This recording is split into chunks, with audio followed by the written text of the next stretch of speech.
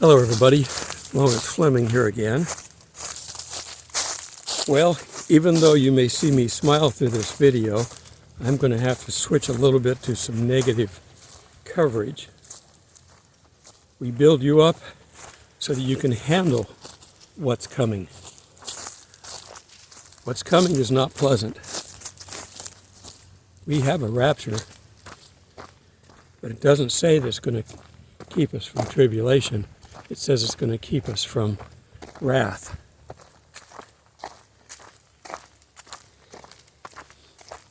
Okay, I talked about this in the past, and what's prompting this, I was watching the news.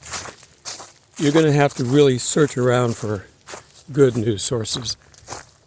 They really don't exist. I watch a little bit of Fox News. I like watching Glenn Beck on Blaze TV. And they're all basically talking about the same thing. This is going to be a hard winter. The weather channels will say that and affirm that as well. Check your almanacs. Most people don't believe those anymore very much, but they do show trends. And those that were cutting open the persimmons and seeing spoons, well, again, another tradition, but they all point in the same direction. A hard winter. I'm going to try to get through out of the sun.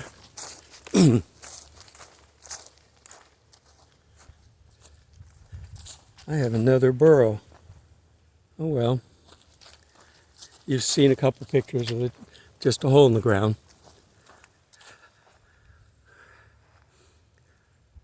I waited too late. I did some housekeeping this morning. I carry water with me.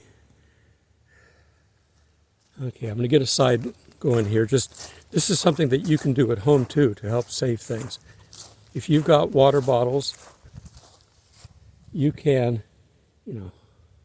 reuse water bottles if they've had food in them, liquid that you could drink normally, whether it's Gatorade or those flavored waters, things that you get. Even if you buy jugs of water from the market, you can put water back in them. Don't use bleach bottles or any other bottle that would have had chemicals in them. Plastic absorbs a portion of what you put in it, so you don't want to do that. But as long as you're prepared to do what I just did, to rotate your water, then you're okay with what I'm going to tell you to do. I don't get the big jugs, because the quart and the gallon jugs, because they take up too much space. But what I do is I get the small Gatorade bottles, for the most part, and when I'm done with them, I rinse them out and fill them full of water, and I put them in my cooler. I line the bottom of my cooler with water bottles that are old Gatorade bottles. Now, I try to make Gatorade bottles the primary source.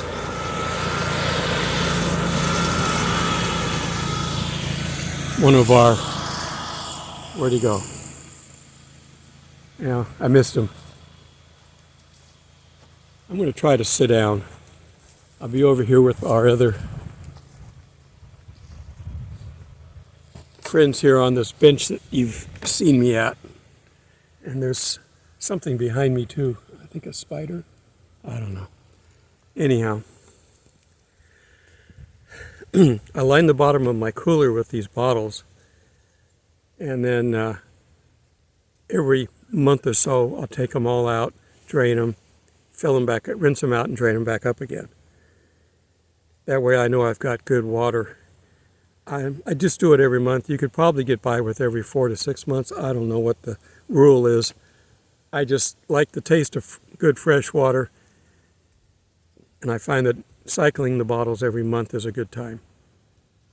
And I do it near the end of the month. I don't try to do it on the first, because I got other things I'm doing on the first of each month. So anyhow, I just did that. I emptied out all my bottles, put them back in. You say, why do you put the bottles in there? Well, one, When you put ice in there, the ice fills in around them and it keeps them cool.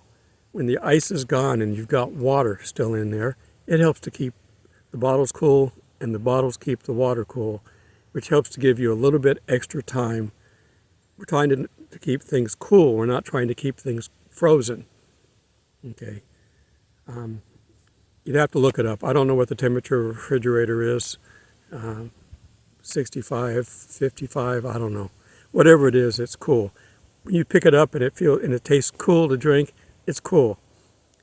I put the food on top of the bottles because I have a deep chest. Now I can do electric as well, but I don't always have electric, so I've got to make sure that I can handle whatever I've got.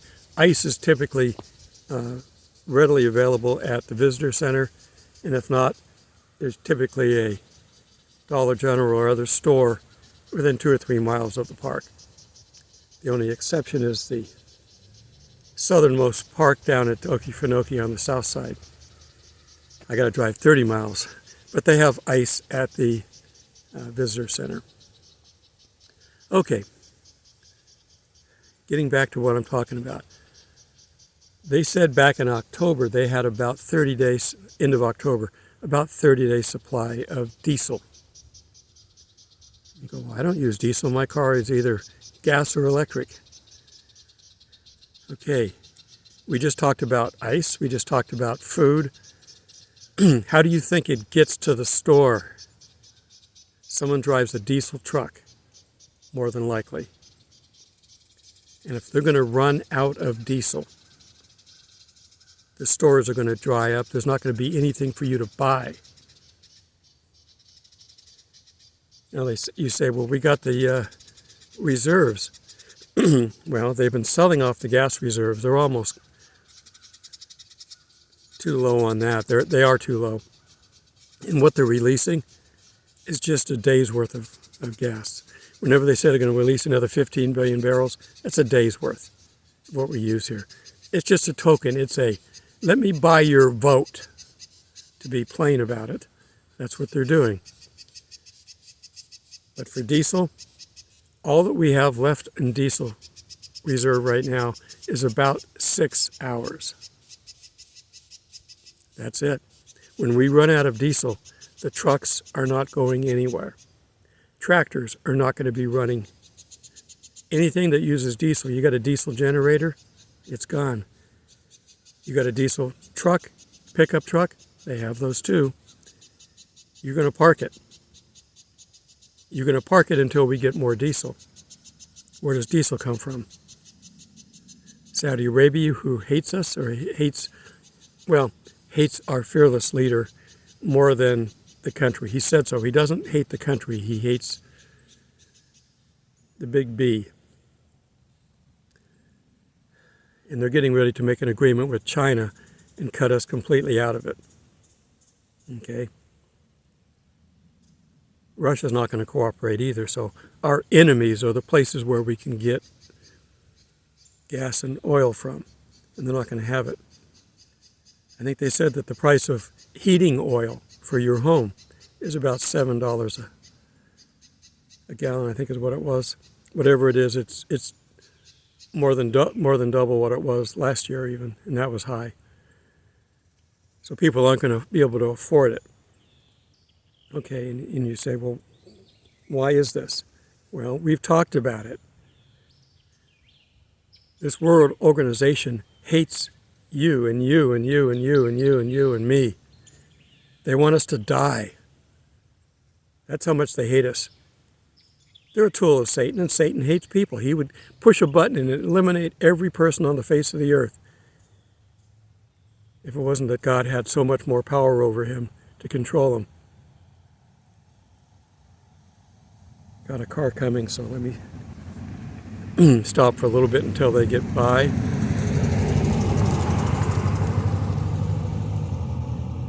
Gets hard to hear. Okay, and you say, well, what's Babylon got to do with this? I've talked about this before. Babylon is running the one big round blue thing, one world. I can't finish the sentence now that I said the middle word. Starts with a G. I got to watch this. I'm going over the line on the last few videos here. I got to watch what I do. Got to keep the secret stuff going. And hopefully nobody will report us. Oh, speaking of nobody reporting you, if you use the text version where you put pictures of stuff up, that goes publicly to everybody. And they're getting ready to do that with shorts if they haven't already. Publicly to everybody. So that they've got watchers out there that if they spot your stuff, they can report you and they can shut you down. They're using bots right now on our main pages. But I follow the one guy that does the USGS stuff and the earthquakes, and he says that all of his stuff that he's put up recently on the text thing and the pictures are going publicly, and he's getting attacked by all kinds of people. So, and he's been attacked by the government and shut down for his teachings of what they're doing. Okay. Anyhow, another aside. They're still encroaching on us. So you got to be careful. But Babylon has been around since Jeremiah. He talked about him. The Tower of Babel. I've talked about him before by saying that the whole reason that they were in trouble with God was not so much building the tower. It's because they didn't do what God told them to do. After the flood, he told people, disperse and cover the earth. And they looked around this group of people and said, we're right here. We all speak the same language. Let's not go and scatter ourselves around and where we can't, communicate with people and we're going to be different countries. Let's just stay here. So that's why God confused their languages so they couldn't understand each other and made them scatter. And of course, he destroyed the tower at the same time. But it wasn't the tower, it's the fact that they didn't disperse and cover the earth. The earth needed to be populated after the flood. It was empty. All right. They're back. They've never gone away. When they scattered, they've now united back again. They're on 7 mountains. And initially, the beast, the Antichrist, is going to be working with the harlot. They're going to be indistinguishable. You won't recognize the Antichrist. That's why he's going to continue to function down here, even though we're still kind of involved, the Christians are. Because the harlot is going to kind of hide him. That's who the harlot's writing. And he will use her until she gets things set up. But she's not nice either. Okay, she's the one that's leading our 30-20 reverse the numbers agenda that wants to kill off the population. This winter, if things don't change, thousands are going to die from the cold. Thousands. It may, whether it's 100,000 or 10,000, that's too many. It could be closer to 100,000 worldwide that die from the cold because they don't have heat. In any place that it snows, if you don't heat your house, all your pipes will freeze. Come springtime, you will have no water. And if it warms up during that time, it may do more damage. If you have to completely shut your house down, there's things you can do to winterize, and Google it. You should be on Google daily because they're going to eventually shut it down because it's a tool to survive, and they don't want us to survive. But Google how to winterize your house. You got to turn the water off, of course. But if you're going to winterize your house, normally you turn off your outside spigots. If there's an inside valve for them, you turn it off there, let it drain, and then turn the outside one off, just to kind of keep things sealed. But if you got a motorhome, you got to go in and run, some Prestone or some other kind of coolant into that won't freeze, into the water lines. I don't know what the rules are, what you can put in there, so you need to find out what that is. Don't go on what I say. I just know that you have to put something in the line so that they won't freeze because there's not enough heat in a motorhome. And your home, personal home, is going to be the same way. You can't keep the pipes warm if your heat's off. You don't need a lot of heat. I mean, I've got people that have set their thermostats down to save on fuel, and that's okay.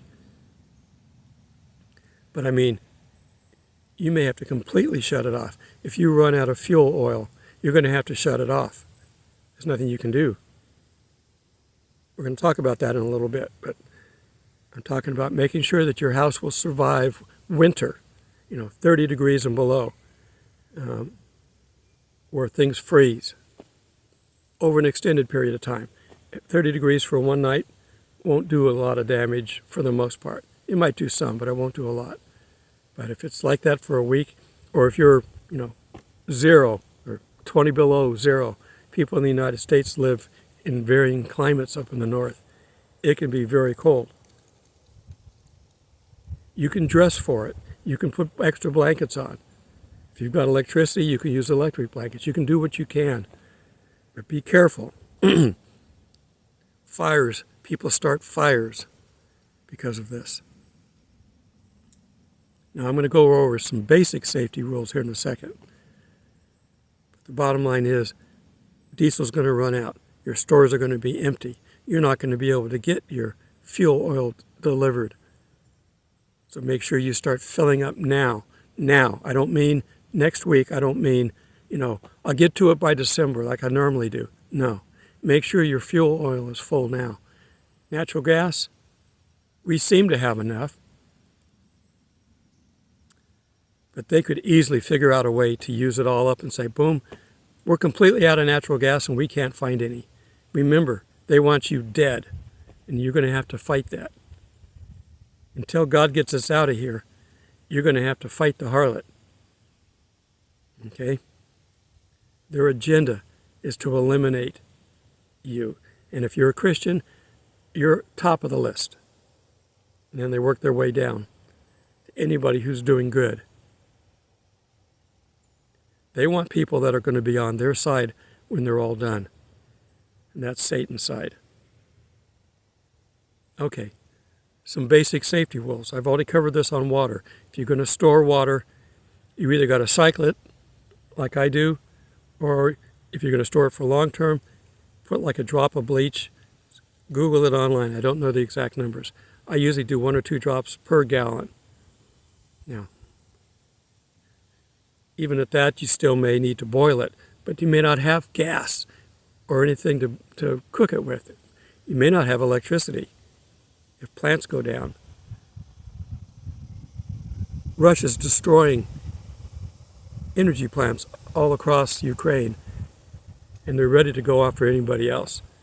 They're not going to be able to have power through the winter the way things look. A lot of things need power to run. Your furnace, you may have gas, but if you don't have any power, your furnace isn't going to run. Now you go, well, I'm going to get a generator. What's the generator burn? Well, typically gas, but if you can't get gas, what's it going to burn? If you have a generator, great, but then know how to use it. Never bring a generator inside the house. Carbon dioxide. Never put it near an open window. It should be, look up the numbers. I don't want to quote you wrong and have you come back and get me. I don't know the numbers. Whether it's 50 yards, 100 yards, 20 miles in the next country. I don't know what the numbers are. I'm making a point here. I'm not giving you legal advice. I'm not giving you safety advice. Generally, you've got to keep it far enough away from your house so that the fumes cannot come back in your house. The garage is not a safe place. Don't run your car in your garage for heat. If you're going to run your car for heat, back it out and run it outside. Safety first, no matter what you're doing. Okay? Now, they have these kerosene heaters. Kerosene's low too, by the way. Those are okay up to a point for heating. Butane, if you've got the camping stuff. I've got a lot of camping stuff. I'm heating my tent right now in the morning with electric heaters, and I'm only up when I do that. Don't burn anything while you're asleep. If you're sleepy, don't start the fire. And when it gets nice and comfortable, you're going to get even more sleepy. So if you're in the evening, when you're up in the morning and you're having your coffee, however you make it, you can turn the heat on. But don't burn anything that leaves a residue. You've got camp stoves, but you can burn up the oxygen in your house. If you've got it all sealed up for the winter, be careful. You're going to have some cold. You're not going to have at Miami Beach in your house during the winter if there's a shortage of fuel. You may have to leave it in the 50s and 60s. Have your winter gear ready. I get up in the morning and I have to put my clothes on first, and then I start everything up. Once I got my shoes on, I'm not going to crawl back in my sleeping bag. So I got to put up with the cold for a little bit. Right now, I'm in South Georgia. It's not too bad. But it was getting close to, it was in the 30s for a little bit at my other campsites. But you're going to have to deal with that. Have a jacket handy to put on. Have a robe handy to put on. You're going to have to deal with the cold climate in the morning. Then when you're up and awake, you can do whatever you need to do to heat the house. If you're still working as normal, fine. Just have the temperature on a timer. Have it go down more at night and come up like an hour before you get up. And it will heat your house back up, and you'll save money doing that. But have it go, 62 for night, 68 for day.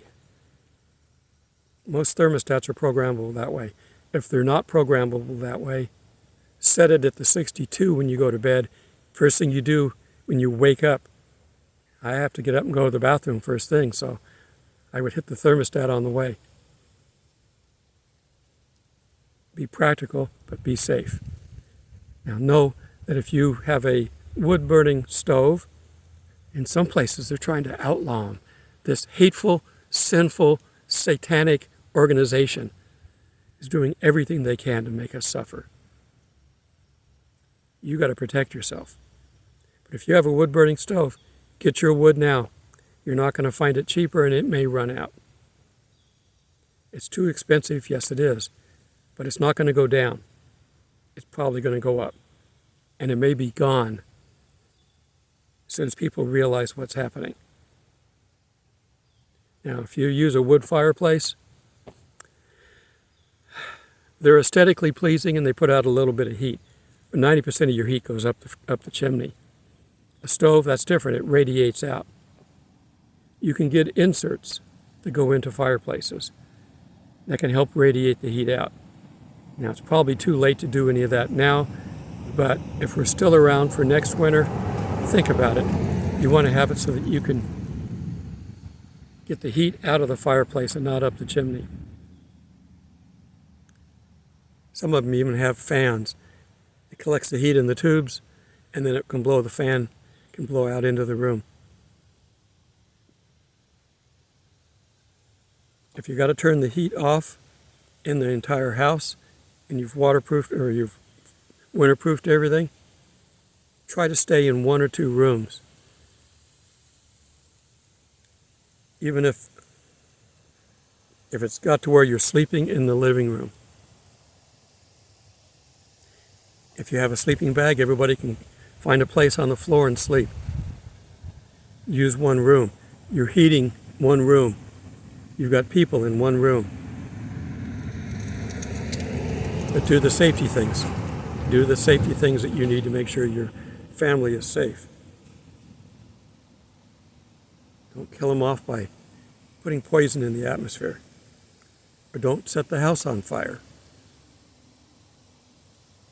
I don't turn on any manageable heat, whether it's a small stove or my electric heat, unless I'm up. I don't crawl out of bed, turn the heater on, and crawl back in bed and hope for it to warm up before I get up. You don't want to do that.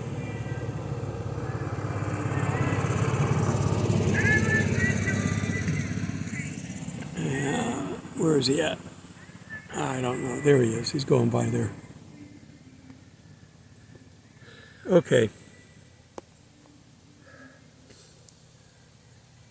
I keep thinking that we're dealing with this year. but I don't know how far into winter we're going to go. My first high watch is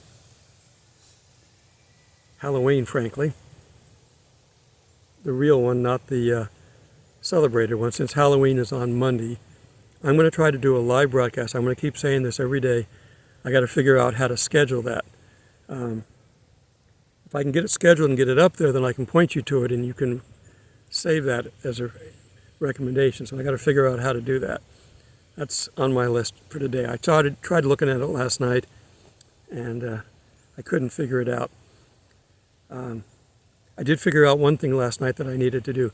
I'm new on my new laptop. My old one, it used a lot of power, big one, and very slow, didn't have a lot of memory. It's 7 years old. So this new one is really nice because I can carry it around in one hand, hold it with one hand flat so I could type on it with the other if I want.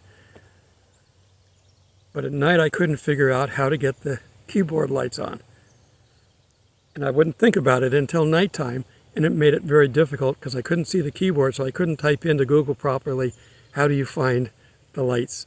So I waited till this morning and where I could see the keyboard, and I typed in, how do I turn my keyboard lights on for my Lenovo laptop? Took me right to the page, function spacebar. So I can toggle the lights on the keyboard on and off. You know, if I'm on battery, which I typically am. If you've got a laptop, you want to run it on battery 90% of the time. Run it down, plug it back in, run it full charge, unplug it, and go run it down. You don't want to just go 90%, use it for 10%, plug it back in. No. The batteries pick up memory. That's a tech tip. So let them run down and then charge them back up. But anyhow, I found out how to do that. So if you've got one that has a newer laptop that has lighting under the keyboard, now mine's an old one, and 90% of those that were old didn't have it. But mine was an expensive workstation laptop that I did video editing on. My current one, I can't really do good video editing. I can do some, but it's slow. It takes forever to render and all that stuff. But I can do it. My old one, when it was new, I was running circles around some of the editors that were out there with my laptop. But it was over $3,000. I was working when I bought it, so I could afford it. Now I'm not. All right, on to the subject again. Winter coming, it's going to be rough. Prepare for it. Make sure everybody's got good winter clothing. If you've got it packed away, get it out. Air it out. Wash it if you need to. Have it ready. Swap out your shorts and your summer gear. You won't need it for a few months. I don't know when the rapture is. Again, I said October 31st is a high watch for me. I'm looking at Thanksgiving and Christmas, time where people are celebrating. Satan hates people. If we're celebrating, he hates it. Okay. Who's coming here with a noisy vehicle?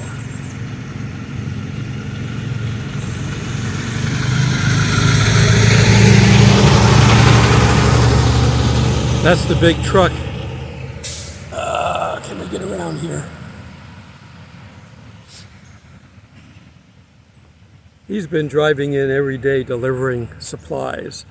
They're building a new building. I don't know if it's a brand new comfort station or what it is, but they got a concrete slab poured and all the pipes sticking up, and he's been bringing in, the concrete bricks and the wood and stuff. That's his third trip since I've been here. And then they have to sit and unload it, so they have a powered forklift to unload it.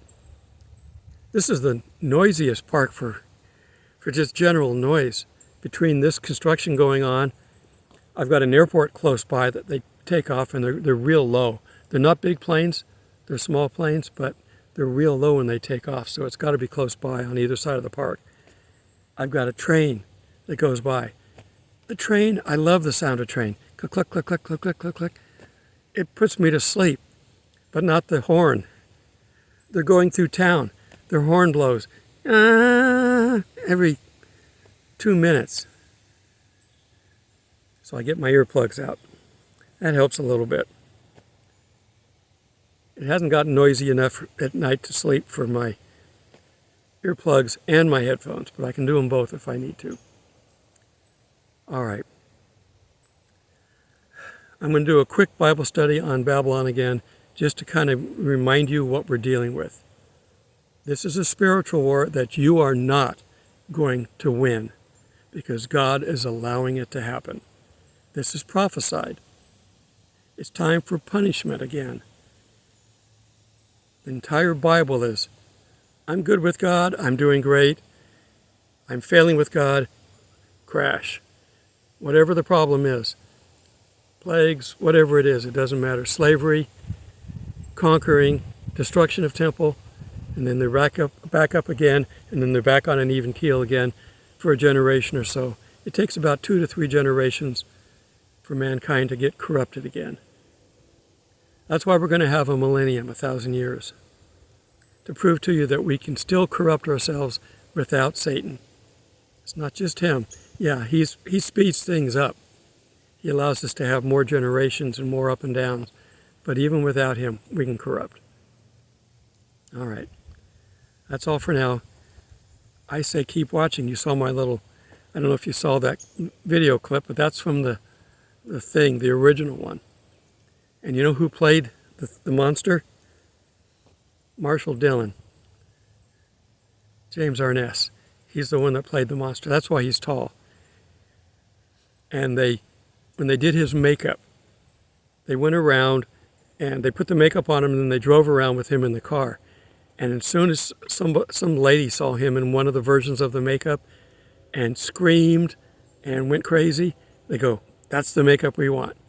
That's a true story. Okay, James Arness started as the monster and thing. I don't know if he did anything else. I'm sure he did other things or we wouldn't have got that job. But he didn't have a speaking role unless you consider a speaking role. All right. Another car.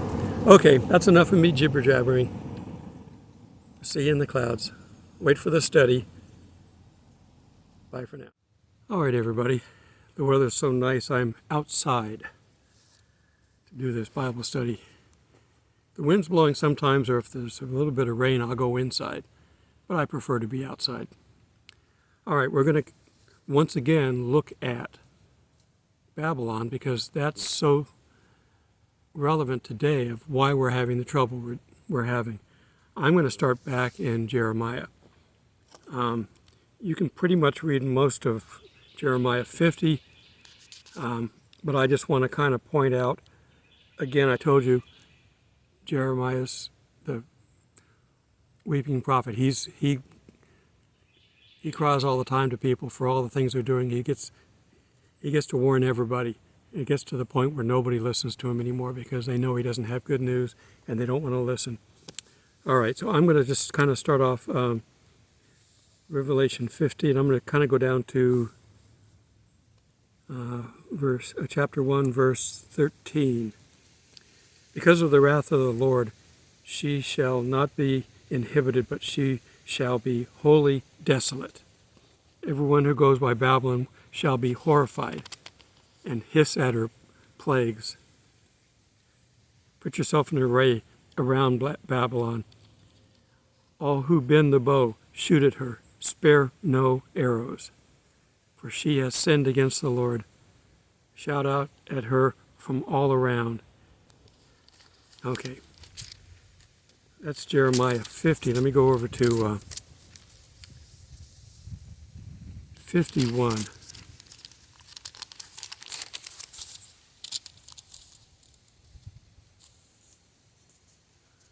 This is kind of an aftermath. So 51, chapter 1, verse 8. Babylon has suddenly fallen and been destroyed. Wail for her. Take balm for her pain. Perhaps she may be healed. We would have healed Babylon, but she is not healed. Forsake her and let us go everywhere to his own country. For her judgment reaches to heaven and is lifted up to the skies. So we're seeing that Babylon of the old times, tried to do things without God and was destroyed. And now we have a modern day Babylon. When we turn to Revelation, we're going to look at chapter 17. Chapter 16, by the way, is the Euphrates dries up. You've been looking at the rivers around the world. They're all hurting for water, and the Euphrates is one of them. Okay, I'm in Revelation 17. Then one of the seven angels had the seven bowls came and talked to me, saying, so it is one of the bowl judgments. Bowls are wrath. Okay, we won't be here for any of the bowls. Come, I will show you the judgment of the great harlot who sits on many waters, with whom the kings of the earth have committed fornication, and the inhabitants of the earth were made drunk with the wine of her fornication. She's basically just doing whatever she wants in this world. We're seeing it now. This one world thingy-majig that they're putting together is the harlot's doing. At some point in time, the beast is going to come down here, and you can see that she's riding on the beast. So they're working together. Now, he doesn't like that. He doesn't like to share his throne, but he doesn't have a throne yet. So she's using him, and he's using her. Let's turn over to 17:5. And on her forehead a name was written, Mystery, comma, Babylon. Sometimes we want to do Mystery Babylon, but it's a separate word. Mystery, comma, Babylon the Great, the mother of harlots and of the abominations, plural, of the earth. I saw a woman drunk with the blood of saints and with the blood of her martyrs of Jesus. And when I saw her, I marveled with great amazement. This is John talking. But the angel, and down to 7, but the angel said to me, why did you marvel? I will tell you the mystery of the woman and of the beast that carries her, which has the 7 heads and the 10 horns. The beast that you saw was and is not, and will ascend out of the bottomless pit and go to perdition. Okay, we have an antichrist coming up here sometime. He's going to start off bad, but okay. Then he's going to die, he's going to come back really bad. Okay. All those who dwell on the earth will marvel, whose names are not written in the book of life from the foundation of the world, when they see the beast that was, and is not, and yet is. Okay. We have that coming. And eventually the beast is going to turn on his counterpart, the harlot, and destroy the harlot with the kings that are going to go be part of the Magog war. They're going to all have this alliance and they're just going to go through and clean things up. The United States apparently will not be part of any of this. I don't know. Can you hear me if I back up too far? I don't think so. I need to stay close. I can't get the sun off of me. I was hoping I'd get this out before it hit me, but that's all right. I'm almost done. The bottom line is, the harlot tried once before, Mystery Babylon. See, I put them together because that's where everybody hears them. Tried once before and was destroyed by God, but scattered. They still lived. If you leave any remnant of evil left, it will then grow just like anything else. If you've got mold in your house and you clean all but one wall, it will be back in strength before no time. You got to get rid of all evil. That's the ultimate goal. God's working on it, but they're serving a purpose. They're seeing who's going to follow evil and who's going to follow good. Please follow good. You'll like the outcome better. Okay, let me wrap this up. That should be my normal time anyway.